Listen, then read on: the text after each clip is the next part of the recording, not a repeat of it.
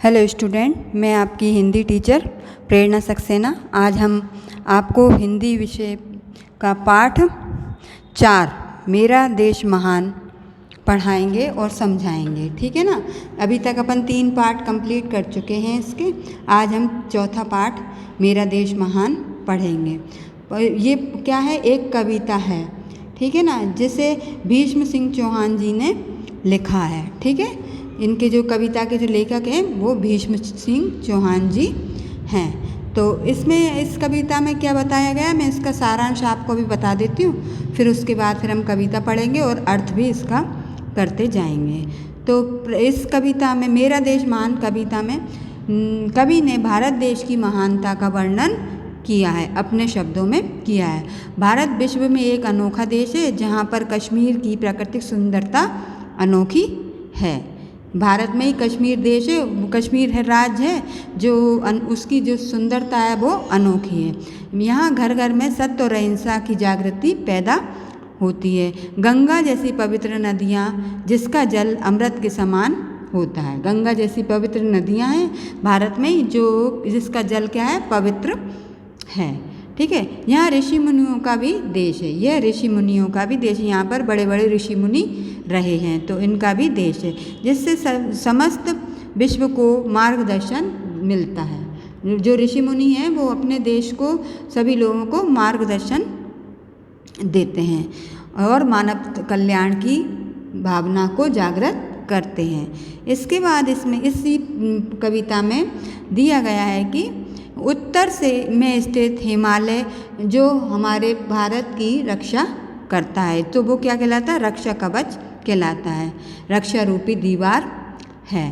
ताजमहल, कुतुब मीनार आदि प्रसिद्ध इमारतें हैं यहाँ पर, और विश्व को मानवता का पाठ पढ़ाया जाता है इसी देश में। ठीक है ना। शांति का प्रकाश फैलाया गया है और एक महान देश है जिस पर हमें गर्व होना चाहिए। भारत एक महान देश है जिस पर हमें गर्व होना चाहिए। अब हम कविता को संदर्भ प्रसंग सहित व्याख्या करते हैं, आप इसको समझिए। पहला जो दिया है पद इसमें, कश्मीर की केसर जिसके तिलक लगाती है, जिसकी सत्य अहिंसा घर घर अलख जगाती है, जिसका पावन गंगा जल अमृत कहलाता है, ऋषि मुनियों का देश यही जग का पथदाता कहलाता है। तो ये कविता अपन पहले लिखेंगे, इसका क्या प्रसंग।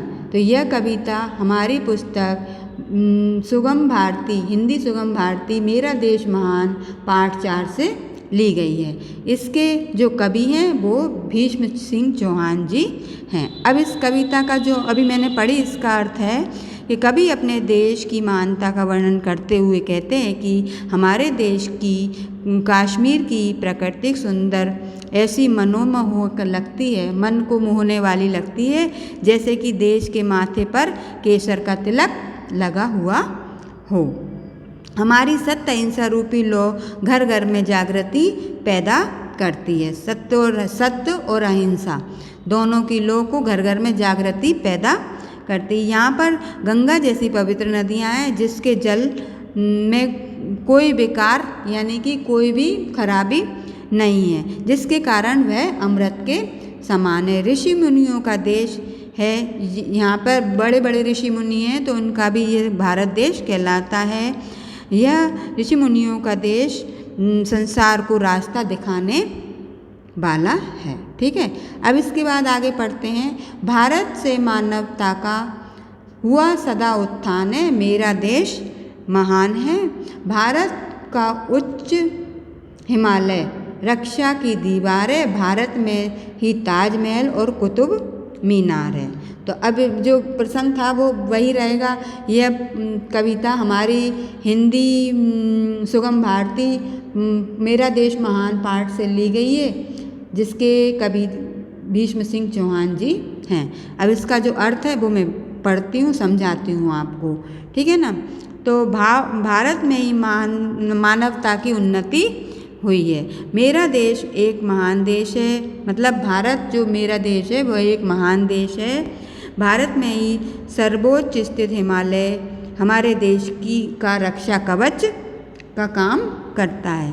भारत में ही विश्व प्रसिद्ध हिमालय, विश्व प्रसिद्ध इमारतें ताजमहल और कुतुब मीनार भी यहाँ पर ही स्थित हैं। भारत, अगला है कविता का पॉइंट, भारत में ही मानवता का जग को पाठ पढ़ाया है, सारे जग में विश्व शांति का जगमग दीप जलाया है। बढ़ती ही जाती भारत की आन बान और शान है, मेरा देश महान है। ठीक है ना, तो वही प्रसंग तो वही रहेगा, संदर्भ जो है उसका। इसमें अपन भावार्थ पढ़ेंगे तो क्या हो जाएगा, भावार्थ, भारत ने ही संपूर्ण विश्व को मानवता का पाठ पढ़ाया, सारे विश्व को, सारे संसार को मानवता का पाठ किसने पढ़ाया, भारत ने ही पढ़ाया है। और विश्व शांति का जो दीपक है वह भी भारत ने ही जलाया है। ठीक है ना, जो आज भी जगमगा रहा है। विश्व में भारत की आन बान और शान लगातार बढ़ती ही जा रही है, इसलिए भारत मेरा जो देश है वह महान है। ठीक है, इस तरह से कविता की लाइनें आपकी पूरी हो गई अर्थ सहित। अब अगले पेज पर आएंगे तो इसमें नए शब्द दिए हैं जो मैं आपको पढ़ती हूँ। अलग जगाती, अलग जगाती मतलब जागृति पैदा करती। पावन माने पवित्र, दाता माने देने वाला, जग माने संसार, पथ माने रास्ता, अहिंसा माने किसी प्राणी या जीव को न सताना या न मारना। ठीक है, उत्थान माने प्रगति या विकास, और उच्च माने ऊंचा। अब इसमें आते अनुभव विस्तार, कविता से खोजकर लिखना है। क्या लिखना है, सबका नंबर पे दिए, सही जोड़ियाँ बनाइए। तो हम कविता से खोजकर ही इस जोड़ियों को आपस में मिलान कर देंगे। जिसका पावन क्या है, गंगा जल, जिसका पावन कविता में क्या था, गंगा जल, तो अपन गंगा जल पर इसको जोड़ देंगे या मिला देंगे। केसर, केसर क्या है, कश्मीर की, कश्मीर की है ना केसर, जो तिलक लगाता है। अगली तीसरी जोड़ी है रक्षा की दीवार, रक्षा की दीवार किसे कहते हैं, उच्च हिमालय को। ठीक है ना, भारत की रक्षा की दीवार किसे कहा है, उच्च हिमालय को। कुतुब मीनार भारत में ही है, भारत में ही है ना कुतुब मीनार, तो अपन भारत में ही जोड़ देंगे। खा नंबर पे आता है रिक्त स्थानों की पूर्ति करना है। कैसे, कविता के सहारे से। तो अपन पहला नंबर की खालिस्तान है जिसकी सत्य, खालिस्तान घर घर अलग जगाती है। तो कविता में ये आया है ना, जिसकी सत्य अहिंसा, अहिंसा खालिस्तान में क्या भर देंगे, अहिंसा, घर घर अलग जगाती है। ठीक है, इसके बाद दूसरा खालिस्तान है, खालिस्तान में ही ताजमहल, तो क्या कर देंगे, भारत में ही ताजमहल। तीसरा खालिस्तान सारे जग में का जगमग दीप जलाया है, तो सारे जग में किसका, विश्व शांति का। ठीक है ना, काय का दीपक जलाया है, विश्व शांति का। ठीक है, चौथा अपना है जिसका पावन अमृत कहलाता है, जिसका पावन क्या अमृत कहलाता है, अपन ने कविता में पढ़ा था गंगा जल। ठीक है ना, इसमें खालिस्तान में क्या भरेंगे, गंगा जल। अब आते हैं अति लघु उत्तरीय प्रश्न, निम्नलिखित प्रश्नों के उत्तर एक वाक्य में दीजिए। ठीक है, तो एक वाक्य में ही देना है अपन को, तो जो इस प्रश्न में से जो शब्द हटा के उसकी जगह उत्तर को अपन फिट करेंगे वो ऐसा, मैंने पहले ही अंडरलाइन कर दिए जिस वाक्य को हटाना है, और फिर उत्तर उस जगह पर अपन क्या लिख देंगे जो मैंने आगे उत्तर लिखा है। ठीक है, केसर की, पहला प्रश्न है केसर की क्यारी किसे कहा जाता है, तो अब इसमें से किसे कहा जाता है, किसे को हटा देंगे और उसकी जगह क्या फिट कर देंगे शब्द, कश्मीर को। केसर की क्यारी कश्मीर को कहा जाता है। इस तरह से आपका ये उत्तर पूरा हो जाता है। दूसरा प्रश्न है जग को मानवता का पाठ किसने पढ़ाया, जग को मानवता का पाठ किसने पढ़ाया। अब इसमें से किसने हटा देंगे और उत्तर को कैसे बनाएंगे, जग में मानवता का पाठ भारत ने पढ़ाया। ठीक है, इसके बाद तीसरे नंबर प्रश्न पे आते हैं, हिमालय को रक्षा की दीवार क्यों कहा गया है। ठीक है, तो अब इसमें से क्यों को हटा के क्या लिखेंगे, हिमालय को रक्षा की दीवार इसलिए कहा गया है, क्यों कहा गया, हिमालय पड़ोसी देशों से हमारी रक्षा करता है, इसलिए इसको रक्षा की दीवार कहा गया है। ठीक है, इस तरह से तीसरा प्रश्न का उत्तर पूरा होता है। अब चौथा प्रश्न है भारत ने जग में कौन सा दीपक या दीप जलाया है। ठीक है, तो उत्तर कौन को हटा के क्या लिख देंगे अपन, भारत ने जग में विश्व शांति का कौन की जगह क्या लिख देंगे, विश्व शांति का दीप जलाया है। ठीक है, अब इस तरह से आपके अति लघु उत्तरीय प्रश्न कंप्लीट हो चुके हैं। अब नेक्स्ट पेज पर आते हैं अपन। तो इसमें जो लघु उत्तरीय प्रश्न दिए हैं नेक्स्ट पेज पर, तो इन चारों नेक्स्ट जो प्रश्न के उत्तर हैं वो मैं आगे आपको समझाऊंगी। अभी अपन चलते हैं अगले नेक्स्ट पेज पर। अब अगले नेक्स्ट पेज पर अपन आए हैं, तो इसमें क्या दिया है कि निम्नलिखित शब्दों में से संज्ञा सर्वनाम विशेषण छांटिए। ये जो नीचे कुछ शब्द दिए हैं इनमें से अपन को संज्ञा सर्वनाम और विशेषण शब्दों को छांट कर लिखना है। संज्ञा की शब्दों की जगह संज्ञा शब्द और सर्वनाम की जगह सर्वनाम के शब्द और विशेषण की जगह विशेषण शब्द।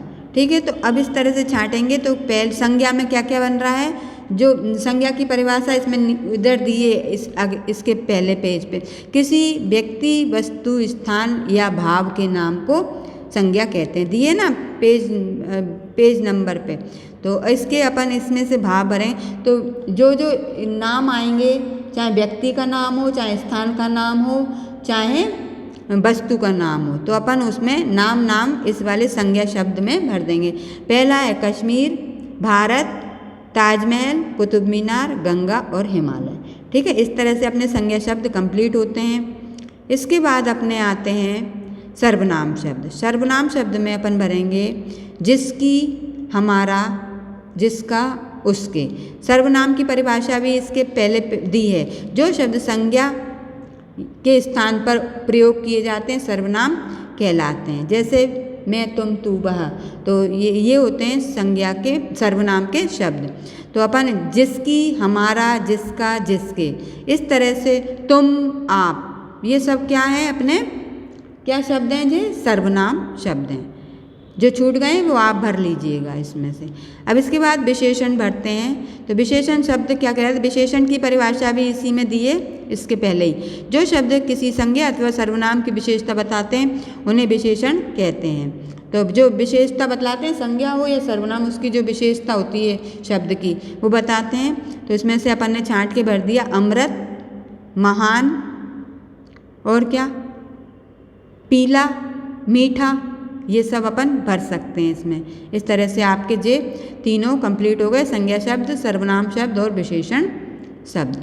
अब आते हैं अपन वाक्यों में रेखांकित शब्दों के स्थान पर सर्वनाम के उचित रूप कौन, किसकी, किससे, किससे, किसको आदि का प्रयोग करके प्रश्न बनाना। उत्तर दिए हैं, अपन को प्रश्न बनाना है। कौन से शब्दों से, जो ब्रैकेट में दिए गए हैं।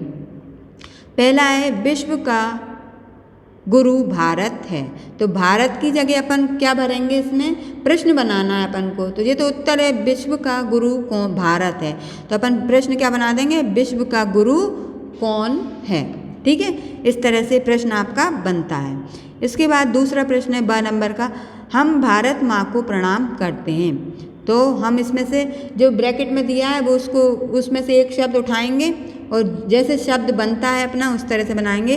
तो हम किसको प्रणाम करते हैं, इसमें से जो ब्रैकेट में जो शब्द दिए हैं उसमें से किसको लेकर इसके प्रश्न का निर्माण करते हैं हम, है ना, बनाते हैं। हम किसको प्रणाम करते हैं। तीसरा है मानवता का पाठ भारत ने पढ़ाया। तो अब इसमें अपन प्रश्न बनाएंगे, मानवता का पाठ किसने पढ़ाया। ब्रैकेट में आए हुए शब्दों में से किसने ले लेंगे अपन। तो मानवता का पाठ किसने पढ़ाया, मतलब उत्तर दिए अपन को, प्रश्न अपन को बनाना है इन शब्दों से मिलाकर। अगला है द नंबर का, शांति का संदेश भारत से फैला है। तो अपन क्या प्रश्न बनाएंगे, शांति का संदेश किससे फैला है, किससे ले लेंगे। इसके बाद न नंबर पे आते हैं, हिमालय भारत की रक्षा करता है। तो प्रश्न बनाएंगे, हिमालय किसकी रक्षा करता है। इस तरह से आपके प्रश्नों के निर्माण यानी प्रश्न बन गए हैं पूरे। ठीक है, अब अपन आगे पेज पर चलते हैं। आगे का पेज है जो लघु उत्तरीय प्रश्न, पेज नंबर आपके 20 पर दिए हैं ना, जो प्रश्नों के उत्तर, लघु उत्तरीय प्रश्न, इनके उत्तर मैं आपको यहाँ पर दिए हैं, मैंने लिखकर आपको पढ़े देती हूँ, आप समझ लीजिए, फिर आप अपनी नोटबुक में लिख लीजिएगा। तो पहला प्रश्न है लघु उत्तरीय का, भारत देश को जगत का पथदाता क्यों कहा गया है। ठीक है, क्यों कहा गया। अब अपन कविता समझाई थी मैंने, सारांश भी समझाया आपको, तो उसके आधार पे हम प्रश्न का उत्तर बनाते हुए लिखते हैं। भारत देश ने ही जग को मानवता का पाठ पढ़ाया है। भारत देश में सबसे पहले ज्ञान का प्रकाश प्रकट हुआ था, ज्ञान का प्रकाश फैला था।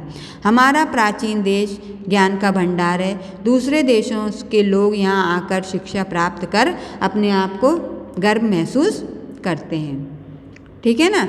इसके बाद हमारा देश सारे जग का मार्गदर्शन करता है, इसलिए भारत देश को जगत का पथदाता कहा गया है। ठीक है। दूसरा प्रश्न है, जिसकी सत्य अहिंसा घर घर अलग जगाती है से कवि का क्या आशय है।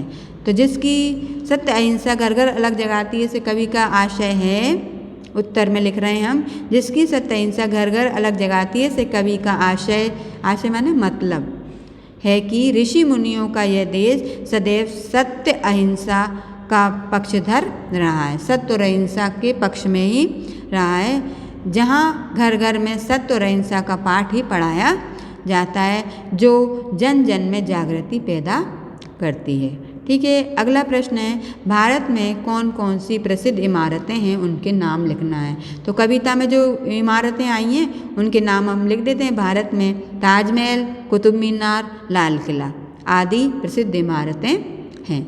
ठीक है। कविता में ये इमारतों के नाम आए थे तो अपन ने उत्तर बना के लिख दिया। इसके बाद प्रश्न नंबर 4 है, विश्व को भारत ने किन किन बातों की शिक्षा दी है, लिखिए। तो उत्तर लिखेंगे, सारे विश्व को भारत ने मानवता का पाठ पढ़ाया है और विश्व शांति बनाए रखने के लिए प्रेरित किया है। भारत सभी को प्रेम से रहने की शिक्षा देता है। इस तरह से आपके लघु उत्तरीय प्रश्न कंप्लीट होते हैं और ये पाठ भी कंप्लीट हो गया है। जो पाठ था पाठ 4 मेरा देश महान। ठीक है। इसको आप अपनी कंप्लीट नोटबुक में कर लीजिएगा और लिख लीजिएगा पूरा कंप्लीट करके। समझा दिया मैंने, आप अपनी वीडियो देखें और उसमें समझें। अगली नेक्स्ट वीडियो में फिर मिलेंगे, पार्ट 5 पढ़ेंगे जब। ठीक है। Thank you.